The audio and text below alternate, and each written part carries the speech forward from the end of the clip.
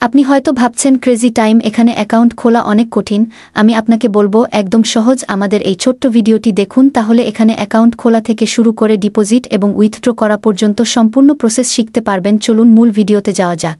এখানে verify account খোলার link এই ভিডিওর ফার্স্ট কমেন্টে পাবেন। ওই লিঙ্কে টাচ করবেন, তারপর আমাদের সামনে এমন ইন্টারফেস চলে আসবে। প্রথমে ইউজার নেম, আপনার নাম দিবেন এবং নামের সাথে কিছু সংখ্যা বসিয়ে দিবেন। তারপরে পাসওয়ার্ড দিবেন, কিছু ছোট হাতের বড় হাতের অক্ষর এবং কিছু সংখ্যা মিলিয়ে পাসওয়ার্ড দিবেন। উপরে যে পাসওয়ার্ড দিবেন নিচের ঘরেও সেম পাসওয়ার্ডটি দিবেন। তারপর পরবর্তী এখানে ক্লিক করবেন। তারপর আমাদের সামনে এমন ইন্টারপেজ ওপেন হবে। তারপরে এখানে আপনাদের জিরো ছাড়া ফোন নাম্বারটি বসিয়ে দিবেন। বিকাশ নগদ অ্যাকাউন্ট খোলা আছে এমন একটি ফোন নাম্বার দিবেন। তারপরে রেফার কোডের এখানে ফাঁকা থাকবে। তারপর চারকোনা এই ঘরে টাচ করবেন, টিক চিহ্ন হয়ে যাবে। তারপর নিবন্ধন করুন, এখানে ক্লিক করবেন।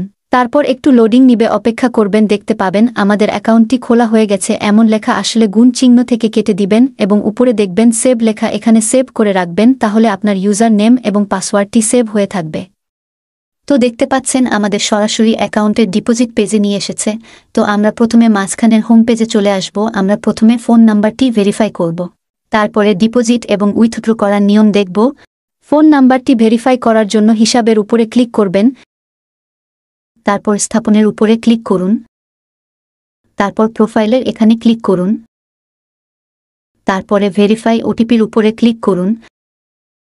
তারপর আমাদের সামনে এমন ইন্টারপেজ ওপেন হবে। ডান পাশে যে সংখ্যাগুলো থাকবে এই পাশে ফাঁকা কোটে বসিয়ে দিবেন।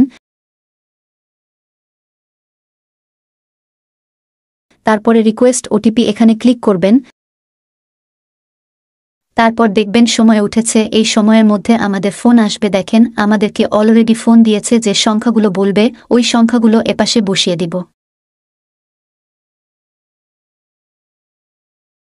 তারপরে জমা দিন এখানে ক্লিক করবেন, তাহলে অ্যাকাউন্টটি ভেরিফাই হয়ে যাবে, এমন টিক চিহ্ন উঠবে। তো আমরা আবারও মাঝখানে হোম পেজে চলে আসব। এবার আমরা দেখব ডিপোজিট করার নিয়ম। ডিপোজিট করার জন্য আমানতের এখানে ক্লিক করুন। তারপরে সর্বপ্রথম আপনি বিকাশ নাকি নগদ কোনটা দিয়ে ডিপোজিট করবেন ওইটা সিলেক্ট করুন।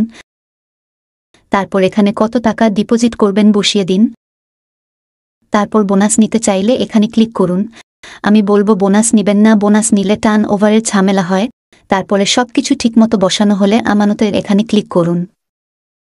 তারপর কনফার্ম এ ক্লিক করুন। তারপর একটু লোডিং নিবে, অপেক্ষা করবেন। তারপর আমাদের সামনে এমন ইন্টারপেজ ওপেন হবে।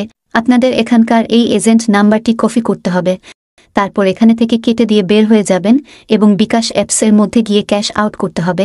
ক্যাশ আউট করার পরে এমন একটি ট্রানজ্যাকশন আইডি পাবেন। এই আইডিটি এখান থেকে কপি করবেন। তারপরে এখানে আসবেন এবং এই ট্রানজ্যাকশন আইডির ঘরে ওই আইডিটি বসিয়ে দিবেন। তারপর নিশ্চিত করুন এখানে ক্লিক করবেন।